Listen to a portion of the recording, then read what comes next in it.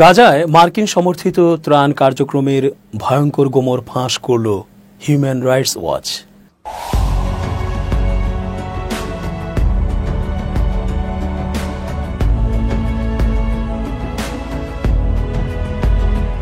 আসসালামু আলাইকুম প্রিয় দর্শক, আমন্ত্রণ আজকের আলোচনায়।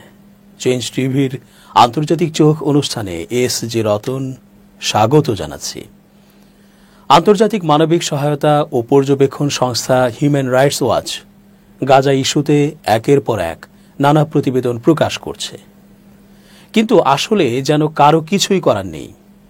সম্প্রতি মারাত্মক এক রিপোর্ট তারা প্রকাশ করেছে, যাতে করে ইসরায়েলের ভয়ঙ্কর এক গোমর ফাঁস হয়ে গেছে। ইসরায়েল ও আমেরিকা তারা ইচ্ছে করেই গাজাকে ধ্বংস করেছে, নিরীহ মানুষ মেরেছে। সরকারি হিসেব মতে 60,000-এরও বেশি সংখ্যক। বারবার বলা হচ্ছে, যার মধ্যে বেশিরভাগই নারী ও শিশু। এই ধরনের অপরাধ করা সত্ত্বেও সব রাষ্ট্র মিলে কেন ঘাড় ধরে ইসরায়েল ও আমেরিকাকে বিশ্ব থেকে বের করে দেওয়া হচ্ছে না, সেটাই ইতিহাসের এক মর্মান্তিক বিস্ময়। যারা এই পাশবিকতাকে সাপোর্ট করছে এবং ইসরায়েল ও আমেরিকার পদলেহন করে ক্ষমতায় থাকছে, একদিন যে তাদেরও মরণ আসবে ঠিক এইভাবেই, এটা তারা বুঝতেই চাইছে না। যা কিছু অন্যায় তার বিরুদ্ধে লড়তেই হবে, এর যে আর কোনো বিকল্প নেই, এটা কেউই বুঝতে চাইছে না। পর্তুগাল ও মাল্টা নামের দেশ দুটো পর্যন্ত ফিলিস্তিনের পক্ষে এগিয়ে আসছে। তারা শত ভয় ও বাধা উপেক্ষা করে স্বীকৃতি দিচ্ছে ফিলিস্তিনকে। অথচ আর্থিকভাবে সমৃদ্ধশালী ও পারমাণবিক ক্ষমতাশালী রাষ্ট্রগুলো যেন চেয়ে চেয়ে এই মরণ খেলা দেখছে, বিশেষ করে ইসলামিক কিছু রাষ্ট্র। অথচ নানা প্রতিকূলতা সত্ত্বেও লেবাননের হুথিরা পর্যন্ত এখনও তাদের মতো করে ইসরায়েল ও আমেরিকাকে কোণঠাসা করতে সাগরে, জাহাজে বা ইসরায়েলের ভূখণ্ডেই হামলা অব্যাহত রেখেছে। হিউম্যান রাইটস ওয়াচের সংকট ও সংঘাত বিষয়ক সহপরিচালক বেলকিস উইলে বলেন, গাজায় মার্কিন সমর্থিত ইসরায়েলি বাহিনী ও বেসরকারি ঠিকাদাররা একটি ত্রুটিপূর্ণ সামরিক নিয়ন্ত্রিত ত্রাণ বিতরণ ব্যবস্থা চালু করেছে, যা সহায়তা বিতরণকে নিয়মিত রক্তপাতের ঘটনায় পরিণত করেছে। প্রায় 22 মাস ধরে ইসরায়েলি আগ্রাসনে ধ্বংসপ্রাপ্ত গাজায় জাতিসংঘ নিযুক্ত বিশেষজ্ঞদের প্রতিবেদনে বলা হয়েছে, ফিলিস্তিনি এই ভূখণ্ডটি দুর্ভিক্ষের দ্বার প্রান্তে এবং বেসামরিক মানুষেরা অনাহারে মৃত্যুবরণ করছে। ইসরায়েল ও যুক্তরাষ্ট্রের গাজা হিউম্যানিটেরিয়ান ফাউন্ডেশন GHF তাদের কার্যক্রম শুরু করে মে মাসের শেষ দিকে। এর ফলে দীর্ঘদিন ধরে পরিচালিত জাতিসংঘ নেতৃত্বাধীন মানবিক সহায়তা ব্যবস্থাকে পাশ কাটিয়ে যাওয়া শুরু হয়। এরপর থেকে গাজায় সহায়তার আশায় GHF কেন্দ্রের কাছে জড়ো হওয়া অসহায় ফিলিস্তিনিদের ওপর দখলদার সেনারা গুলি চালাচ্ছে। জাতিসংঘ মানবাধিকার হাই কমিশনারের কার্যালয়ের তথ্য অনুযায়ী 27 মে থেকে 31 জুলাইয়ের মধ্যে অন্তত 859 জন ফিলিস্তিনি GHF এর ত্রাণ কেন্দ্রগুলোর আশেপাশে খাদ্য সংগ্রহের চেষ্টা করার সময় নিহত হয়েছেন, যাদের অধিকাংশই ইসরায়েলি সেনাদের গুলিতে মারা গেছেন। হিউম্যান রাইটস ওয়াচের গবেষক বেলকিস উইলে বলেন, ইসরায়েলি বাহিনী শুধু ফিলিস্তিনি বেসামরিক নাগরিকদের ইচ্ছাকৃতভাবে অনাহারে রাখছে না, বরং তারা এখনও প্রায় প্রতিদিনই ওই মানুষগুলো যখন তাদের পরিবারের জন্য খাবার সংগ্রহের চেষ্টা করছে, তখন তাদের গুলি করে হত্যা করছে। তবে ইসরায়েল বরাবর একই দাবি করে আসছে যে তারা নিরস্ত্র বেসামরিক নাগরিকদের গুলি করছে না এবং দুর্ঘটনাজনিত হতাহত এড়াতে যথাসাধ্য চেষ্টা করে। তারা শুধুমাত্র বেঁচে থাকার খাবার আনতে গিয়ে প্রাণ হারিয়েছেন ফিলিস্তিনের অবরুদ্ধ গাজা উপত্যকার 1373 জন মানুষ। শুক্রবার 1 আগস্ট এ তথ্য জানিয়েছে জাতিসংঘের ফিলিস্তিন বিষয়ক মানবাধিকার অফিস। তারা বলেছে, মে মাসের শেষ দিক থেকে বিতর্কিত গাজা মানবিক ফাউন্ডেশনের অর্থাৎ GHF এর ত্রাণ কেন্দ্রগুলোতে খাবারের আশায় গিয়ে প্রাণ হারিয়েছেন তারা, যার মধ্যে বেশিরভাগকেই গুলি করে হত্যা করেছে দখলদার ইসরায়েলের সেনারা। বিবৃতিতে জাতিসংঘের সংস্থাটি বলেছে, গত 27 মে থেকে খাবারের খোঁজে গিয়ে 1373 ফিলিস্তিনি হত্যার শিকার হয়েছেন, যার মধ্যে 859 জন নিহত হয়েছেন যুক্তরাষ্ট্র ইসরায়েল সমর্থিত গাজা মানবিক ফাউন্ডেশনের ত্রাণ কেন্দ্রের মধ্যে। অপরদিকে ত্রাণ কেন্দ্রে যাওয়ার সময় হত্যার শিকার হয়েছেন 514 জন। এই হত্যাকাণ্ডের বেশিরভাগই সংঘটিত করেছে ইসরায়েলি সেনারা। ত্রাণ কেন্দ্রে খাবার আনতে যাওয়া প্রায় ১,৫০০ মানুষকে মেরে ফেলা দখলদার ইসরায়েল দাবি করে থাকে তারা শুধুমাত্র সতর্কতার জন্য গুলি ছোঁড়ে, কিন্তু সত্যিকারের বাস্তব চিত্র বেরিয়ে আসছে। ইসরায়েল চাইলেও তা চেপে রাখতে পারছে না। এতে করে বাধ্য হয়ে দখলদাররা এখন গাজায় আন্তর্জাতিক দাতব্য সংস্থাগুলোর মাধ্যমে ত্রাণ বিতরণে বাধ্য হচ্ছে। সম্প্রতি পশ্চিমা দেশগুলোর ফিলিস্তিনকে স্বীকৃতি দেওয়ার সিদ্ধান্তের তীব্র বিরোধিতা করেছে যুক্তরাষ্ট্র।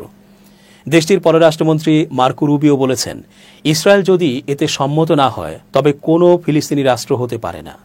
বৃহস্পতিবার ৩১ জুলাই ফক্স রেডিওকে দেয়া এক সাক্ষাৎকারে রুবিও বলেন, এই দেশগুলোর অর্থাৎ ইউরোপের কোনোটিরই ফিলিস্তিনি রাষ্ট্র গঠনের ক্ষমতা নেই।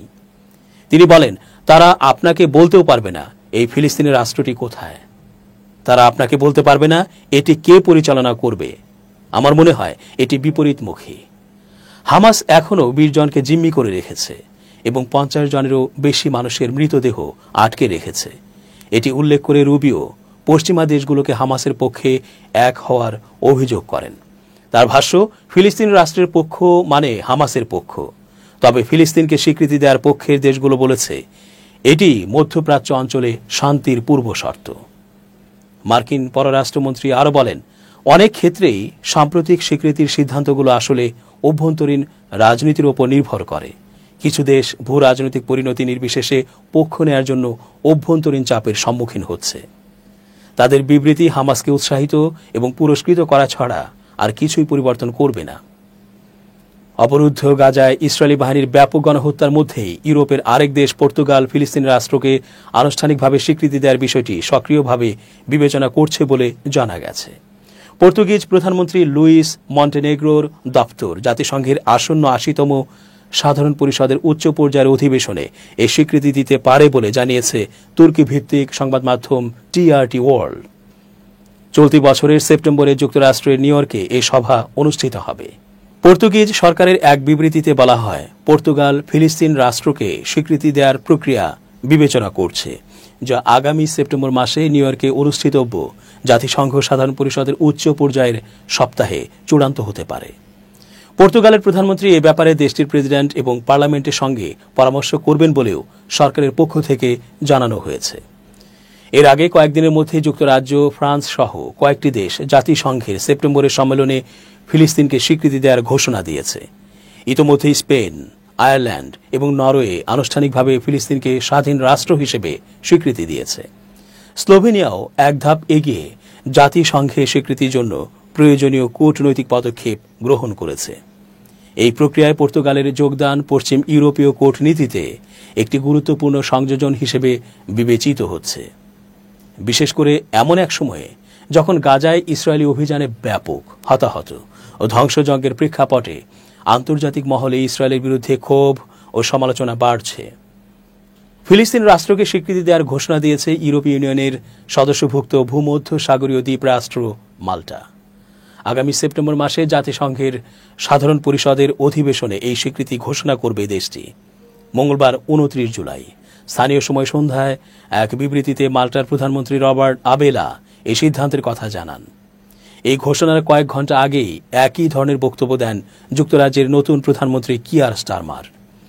এর আগেই ফ্রান্সও ফিলিস্তিনকে স্বীকৃতি দেওয়ার পরিকল্পনা জানিয়েছিল।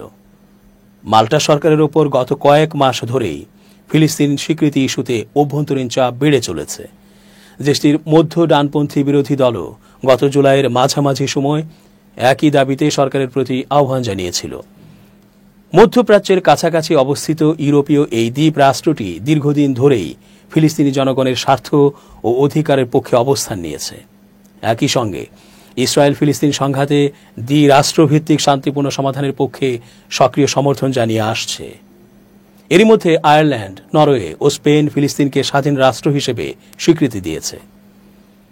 ইসরায়েলের ৩টি গুরুত্বপূর্ণ স্থানে ড্রোন হামলা চালিয়েছে ইয়েমেনের হুথি বিদ্রোহীরা অর্থাৎ আনসারুল্লাহ গোষ্ঠী।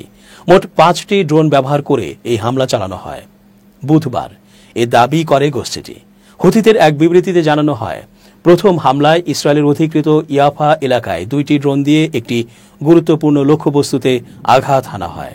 দ্বিতীয় ও তৃতীয় হামলায় যথাক্রমে আসকেলন ও নেগেভ বা নাকাব অঞ্চলে ইসরায়েলি সামরিক স্থাপনাকে লক্ষ্যবস্তু করে আরও ৩টি ড্রোন পাঠানো হয়। বিবৃতিতে বলা হয়, সব অভিযান সফল হয়েছে এবং যতদিন পর্যন্ত গাজায় আগ্রাসন বন্ধ না হবে এবং অবরোধ না তোলা হবে ততদিন হামলা অব্যাহত থাকবে। এদিকে ইসরায়েলি সেনাবাহিনী জানিয়েছে, ইয়েমেন থেকে ছোঁড়া একটি ড্রোন তারা সফলভাবে ভূপাতিত করেছে। এর আগে হুথিরা ইসরায়েলের বিরুদ্ধে তাদের সামরিক অভিযানের নতুন ধাপ শুরু করার ঘোষণা দেয়। তারা জানায়, এখন থেকে যেসব জাহাজ ইসরায়েলি বন্দর ব্যবহার করে সেসব কোম্পানির মালিকানাধীন জাহাজগুলোকেও তাদের সম্প্রসারিত নৌ অবরোধের আওতায় আনা হবে। দর্শক, আজ এ পর্যন্তই। আল্লাহ সহায় হন। changetv.press, এক ফোঁটা হলুদ নেই।